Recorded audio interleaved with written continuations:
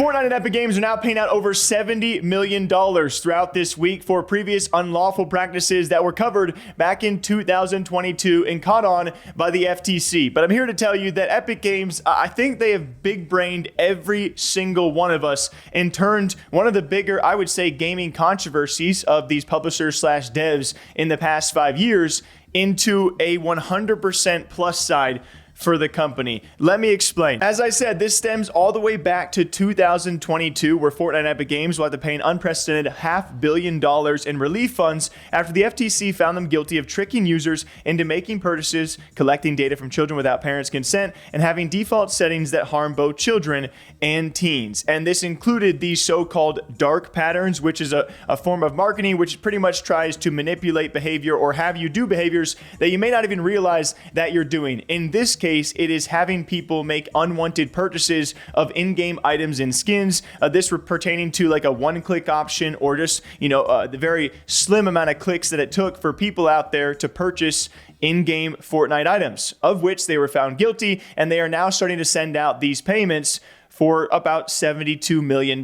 These payments ranging anywhere from $20 to $250. Some people receiving over $1,000, but averaging around $120 that people are actually eligible to receive a refund for these unlawful dark pattern practices. And so we're seeing a string of creators out there and streamers all across the board. You can actually still apply and be eligible for a refund, even if you weren't manipulated. Even if you, it seems like some people they knew what they were doing, but they're taking advantage of the program. Which I guess do what you got to do, right? If you don't use those Fortnite skins anymore, might as well get your money back. But the reason why I'm making this video is because I think Epic Games has really big-brained this process, as we talked about this back in December of 2022. It has now fully come to fruition as we are here nearly 2 years later. But the weird part about this, just 24 hours after these refunds have been announced, the FTC have published their articles. Obviously, everyone's covering the fact that Epic Games is now paying out over $70 million.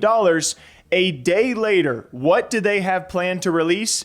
It's their brand new first-person mode, which has taken away all of the news and coverage from the FTC violations. We saw that for a few hours, and then all of a sudden we get this teaser drop, the ballistic mode, all of these islands and UEFN devs teasing first-person mode, and I'm like, this is not just a coincidence, right? This is the next level marketing that we are talking about with Epic Games. I don't think this is just a coincidence. 2 years down the road, within 24 hours, they're making an even bigger announcement to draw attention away from the FTC. Nor do I blame them, because I actually am very excited for first person mode, and it's really genius to do. And albeit they are paying out the relief funds and they're paying out a significant amount of money, but for them to time this 2 years down the road, I would say one of the bigger releases we have seen so far in the last few months is Fortnite announcing, hey, here's first person mode. We now have a 5v5 mode, pretty much bringing SND and FPS to a battle royale known game. And we're also allowing all of our devs inside of the game to use first person mode for all of their maps and islands.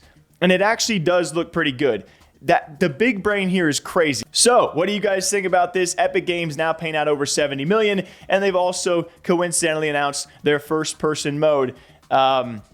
These guys know how to play the game. Till next time though, take care of yourselves, drink up water, coffee as per usual, and I'll see you back here bright and early tomorrow morning. Take care. Yeah!